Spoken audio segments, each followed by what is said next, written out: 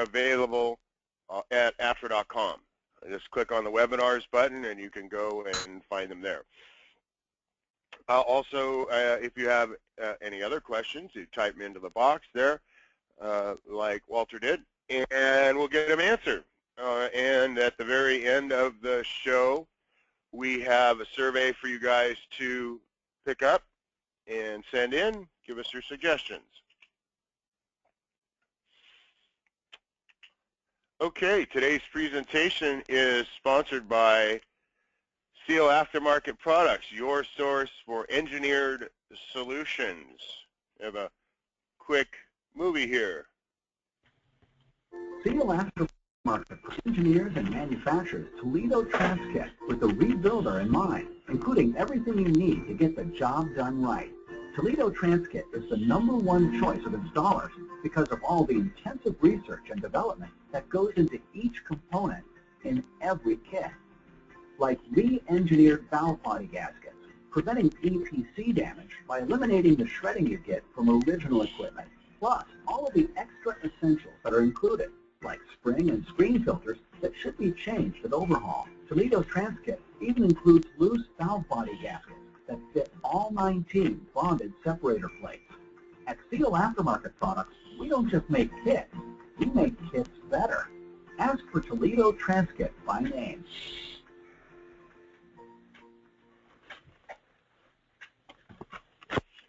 Okay, speaking of a nice kit, they make, while we're on the subject of Hondas, they make a very complete kit with the small filters, shaft nuts that you need, the roll pins, and especially these little locking tabs. Pretty nice product.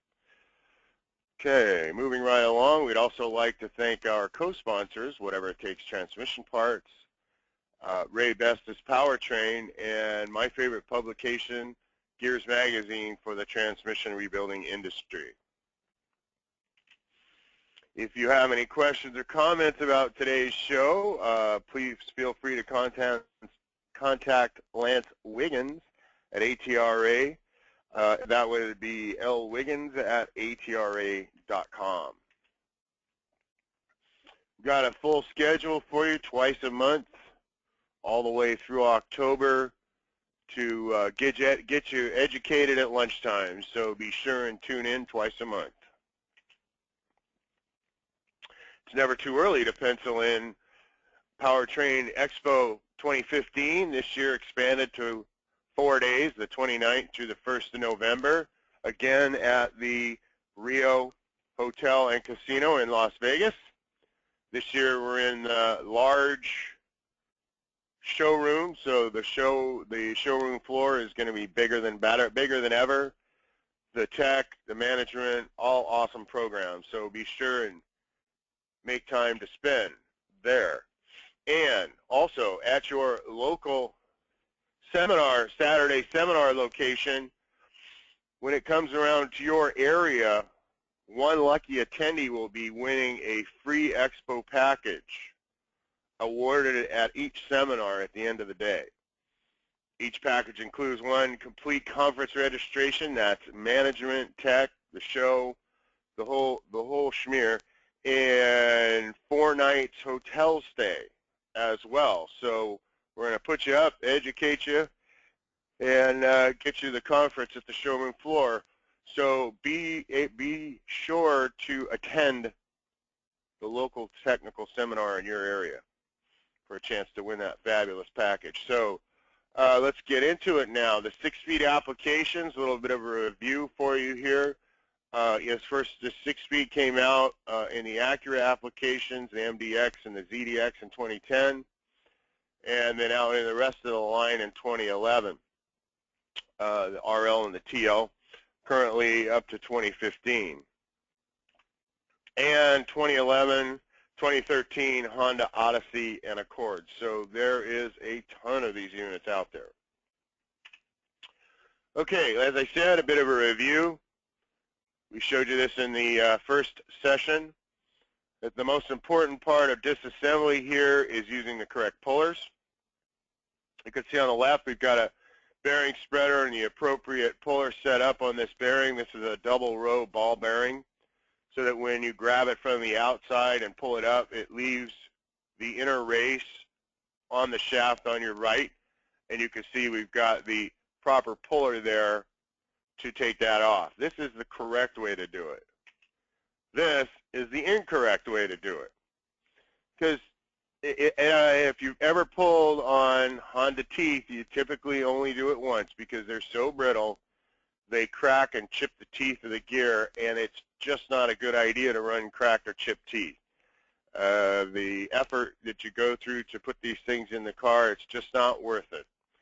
So if you break the teeth, you're going to have to suck it up and go tell the boss and get that gear replaced, because it's not worth trying to hide and thinking, well, maybe that might not make noise when you put it in, but I think it's not worth the gamble.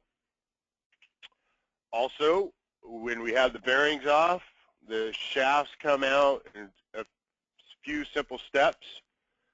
First, the secondary gear comes off the counter. That allows the input shaft in a complete assembly to be removed. Then the third shaft. Now we've got to take the second and fifth drum off of the secondary shaft.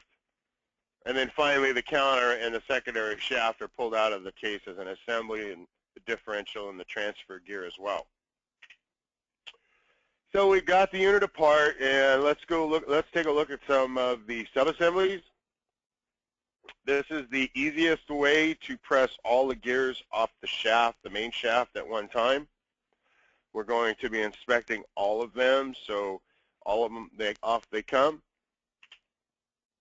Now, with all Honda back-to-back drums, it's imperative, I should say, that you take a really good look at these laser welds.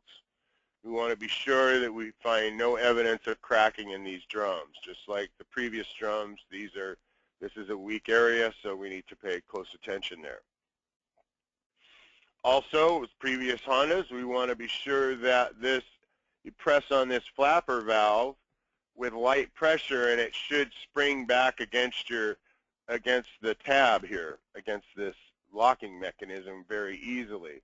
If it doesn't, or it's stuck, or it won't push at all, you make sure you just check for debris underneath that, make sure that it's free and clear, because if you don't, and this flapper valve is not functioning correctly, you miss this, you can put it back in and have shift concerns, flare shifts, delayed shifts, what have you, because these malfunctioning flapper valves will cause that type of problem. In the third, sixth drum, we've got a couple of cushion plates that are different. You can see right here, the sixth drum cushion springs is thinner.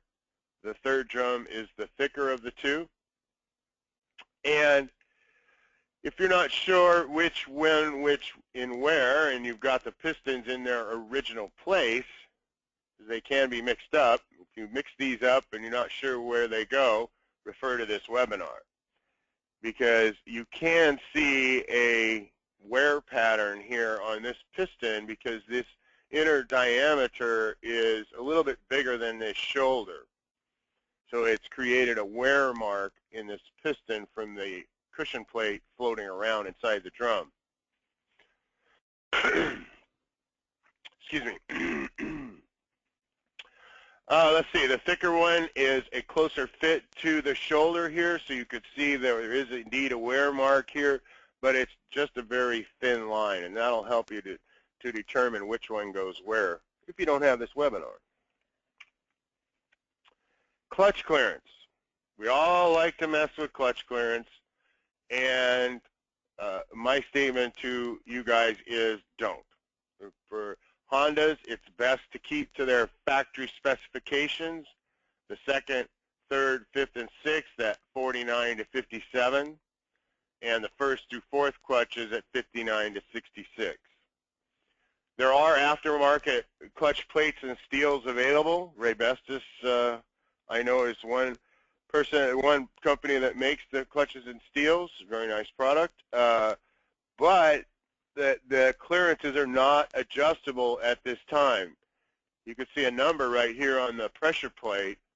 The pressure plates do have varying thicknesses. Unfortunately, the factory has chosen not to make those available at this time. So if you've got a situation where you went metal to metal on the frictions and the pressure plate, your best bet is to go to your hard parts dealer and get a used plate. Okay, you can find these plates online at some of the Honda parts websites, but they come with a free clutch drum. They're about $900. Okay, the secondary shaft assembly, a little bit different from bearings in the past on the shafts. They're normally caged bearings. This is the first one with a plastic cage. You can see the split right here in the bearing that fits and runs right here on the inside of the first gear. Also a little bit different for the first gear is that it doesn't have an area where a thrust bearing would ride. Instead, we've got a Torrington bearing that rides on the shaft here, and then the race goes on top of that.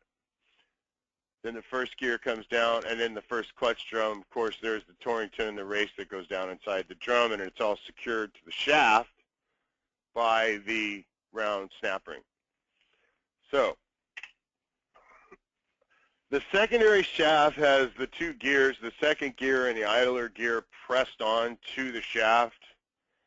There's a bearing and collar that's pressed on here. Excuse me. Oh, goodness. Let's see. So it's easy to take this shaft and spin the gears and, okay, well, everything feels real nice and smooth, so we'll just set that assembly aside and clean it up and put the shaft back together. That's not a good idea. That's just not. These Torringtons have been so prone to pitting and galling. This one rides right here. This particular bearing rides on this gear. So if this bearing's pitted, there's a good chance that the gears will be needing replacing as well. So it's always a good idea to fully press these gears off the shaft for cleaning and inspection. The second and fifth clutch drum, same construction as the third. Up in the top sentence right there, that's a typo. It should say third, sixth drum. This, however, is a larger drum. The clutch steels and plates are much larger diameter. Nothing is interchangeable between the two drums. They're constructed exactly the same, but this is a larger drum. The second and fifth drum cushion springs, unlike the other drum, are identical and they're the same size. Here is the third shaft. Okay, the drum, pretty straightforward. The drum's held on the snap ring, fits in the groove right here.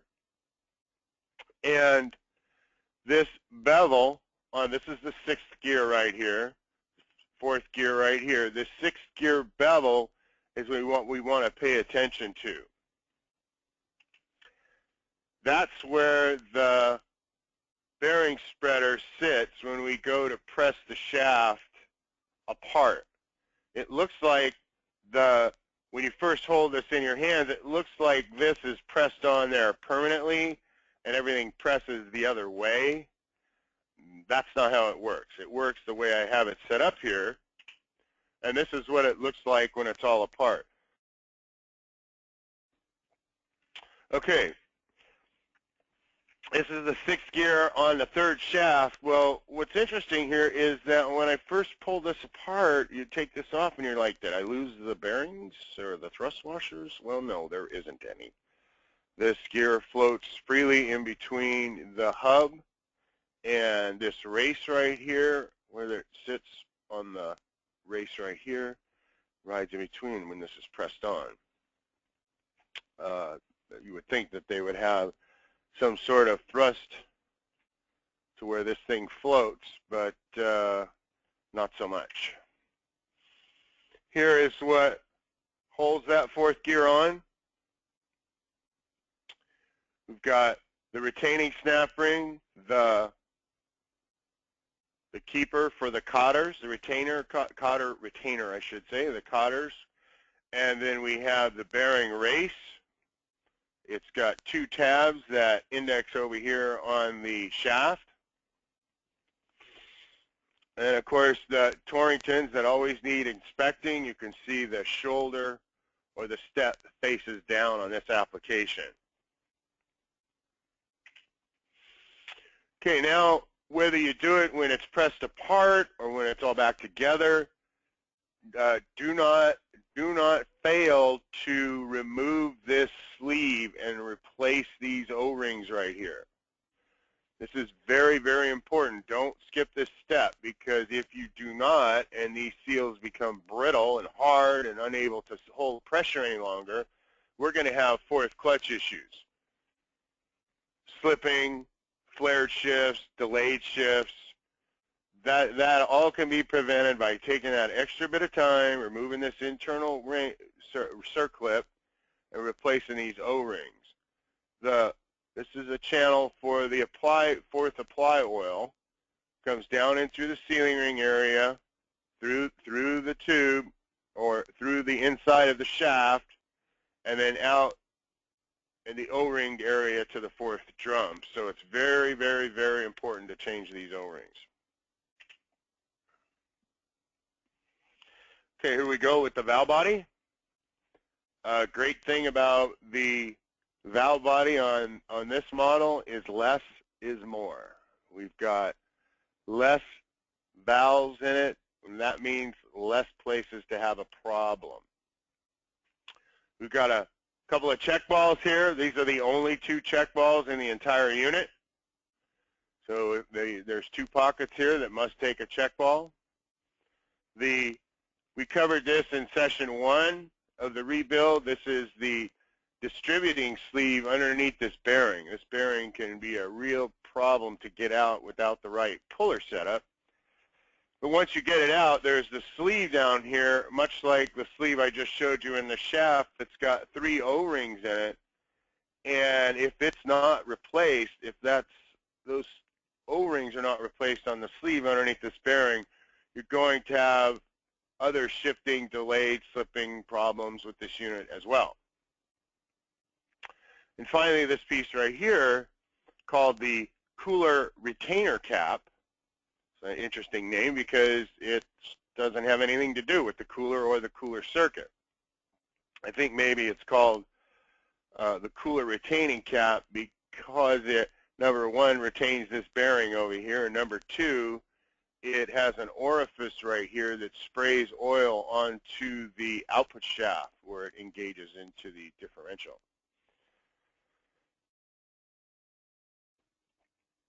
Okay, right here in the retainer cap, we have what looks like a valve.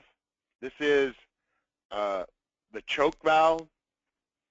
We've seen it in previous Hondas. If it is loose in there, that's okay. It's just a restrictor in the circuit. You can blow air through here. It looks like it's blocking the whole thing, but you can blow air through here and it will come out over here on the left. So that just makes it a restrictor. Oftentimes I've heard guys say that, man, that was a real bear to get out of this thing was stuck and it was a real bear to get out of there. Don't do that. Just leave it in there. That's the way it belongs. It belongs stuck in there, and it's a permanent restrictor to the lubrication circuit. Okay, here's the main control body, the valve identification for you. And folks, this is what your valve body should look like when you're rebuilding a Honda. Every valve out of every bore, out of every Honda, every time. The life you save may be your own. I know it takes extra time. Well, it doesn't take a lot of extra time. It's only got 6 valves, so that's a plus.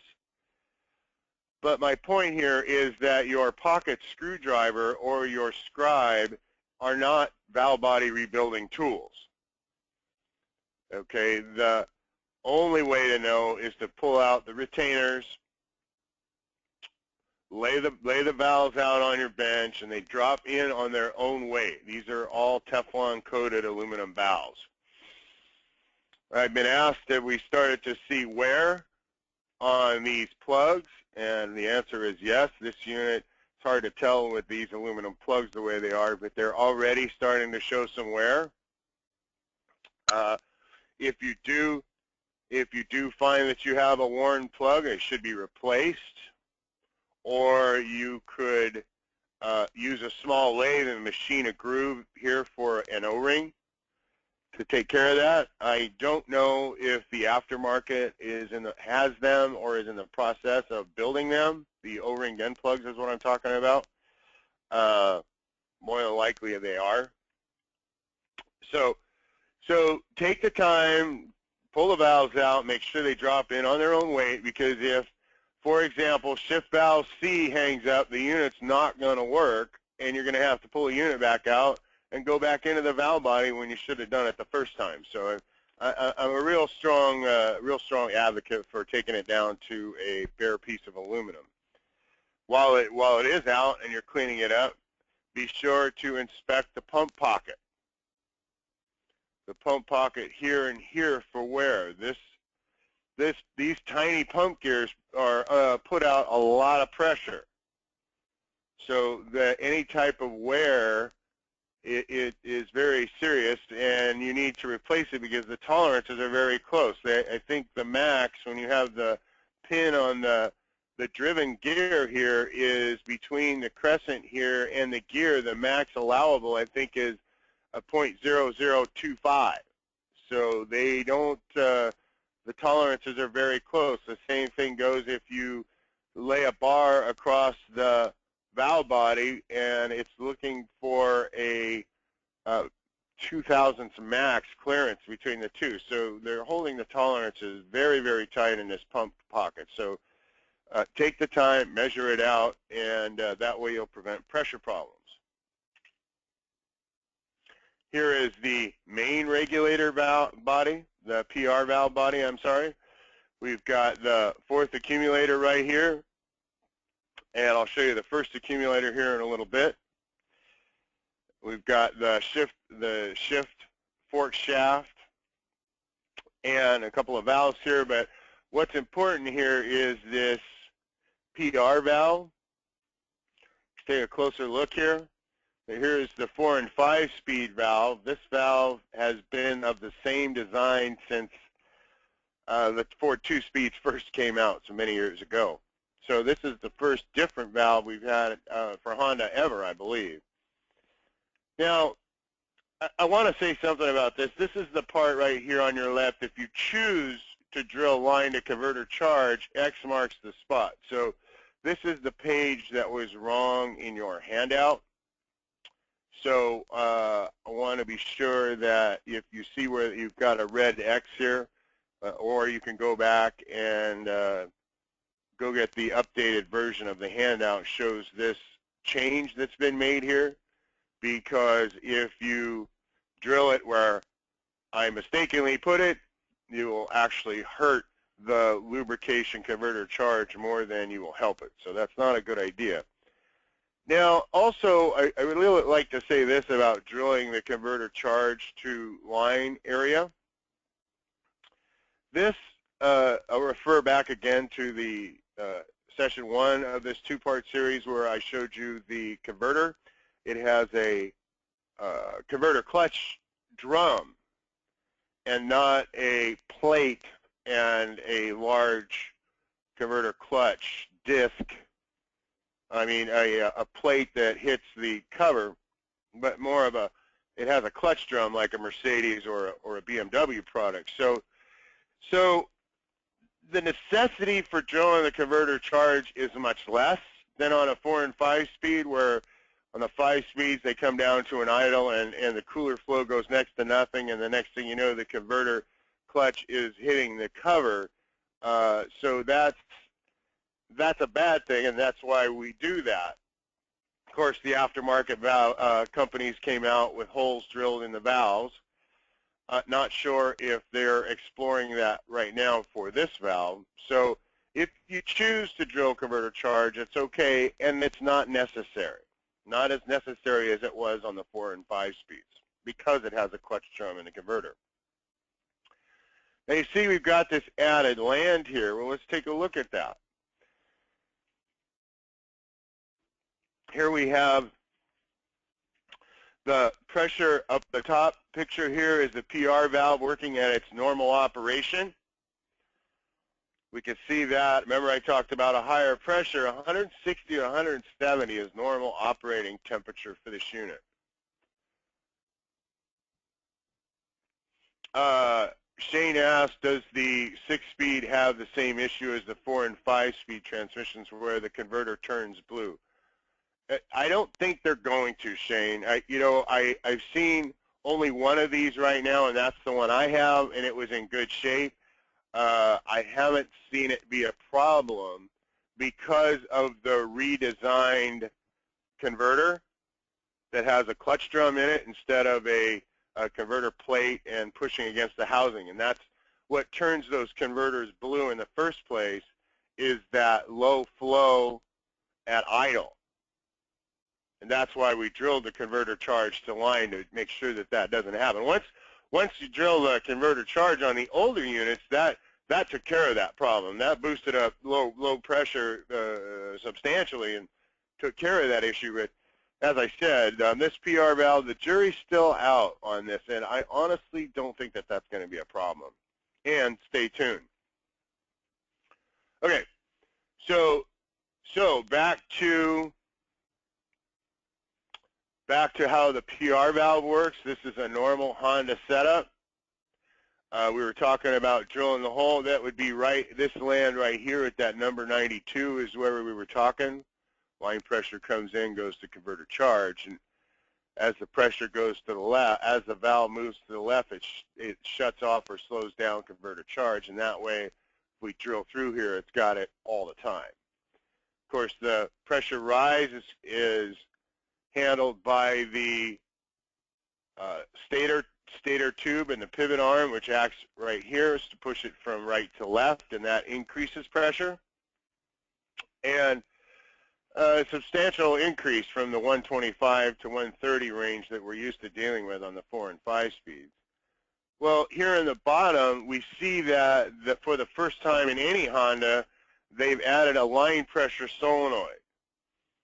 All right, and this is an on-off solenoid. This is not a PWM solenoid like like a 4L60 or 80 or a 6L. That raises and lowers line pressure. This is an on-off solenoid. That's sole function is to turn on and lower line pressure, moving the valve from left to right. Drops down at idle. It'll drop down 96 to 100 pounds. And what that does is it takes the load off of the pump gears and the load off of the engine, which of course increases fuel efficiency. That's what this is all about. At cruise, I believe I read somewhere where it was under 20% of the throttle that it goes to this low loading line pressure regulation situation. So it could be a cruise. If you're on a decel for a long period of time, it'll knock that down. Anytime you have very low load situations, it'll reduce that line pressure by 60 to 70 pounds. It's quite a substantial amount. So lastly, we've got the manual valve body with the 4th accumulator. Same type of springs. In case you get them mixed up, the 1st accumulator that you see right here, these springs are longer than the 4th accumulator springs. Okay, let's see, that about does it for today. If you have any questions, feel free to type them up while we go take care of business here. Very best is performance, quality, and reliability are a part of every product.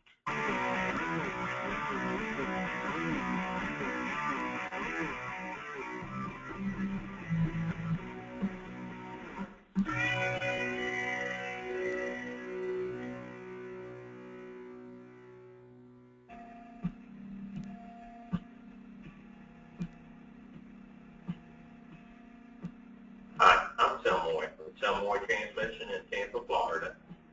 I've been rebuilding transmissions since 1975. We have been using the Raybestos GPXs and GPZ clutch plates. We use the GPXs in all our Honda rebuilds. We build a lot of diesel high-performance transmissions, and we use the GPZ clutch plates in this application. We also use them on our everyday heavy-duty, hard-working work trucks with great success. I believe these GPZs are the best clutch plates I've ever used. They give us the durability and the performance that we're looking for.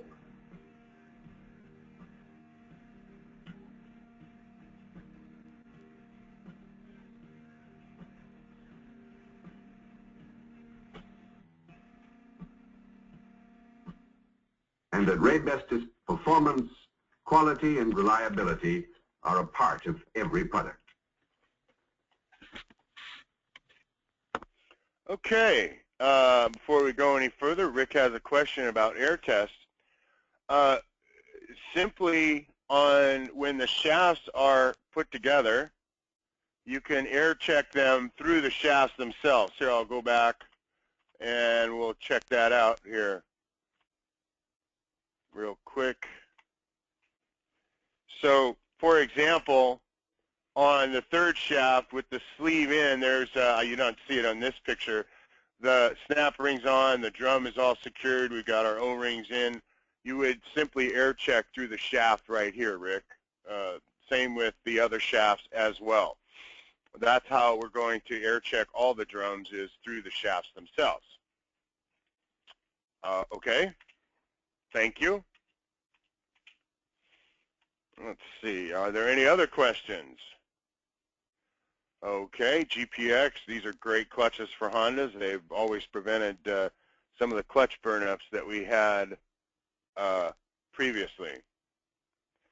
All right, guys, thank you for coming, and I'd like to thank our co-sponsors, Whatever It Takes Transmission Parts. And Freddie asked, were the bushings on the shafts eliminated?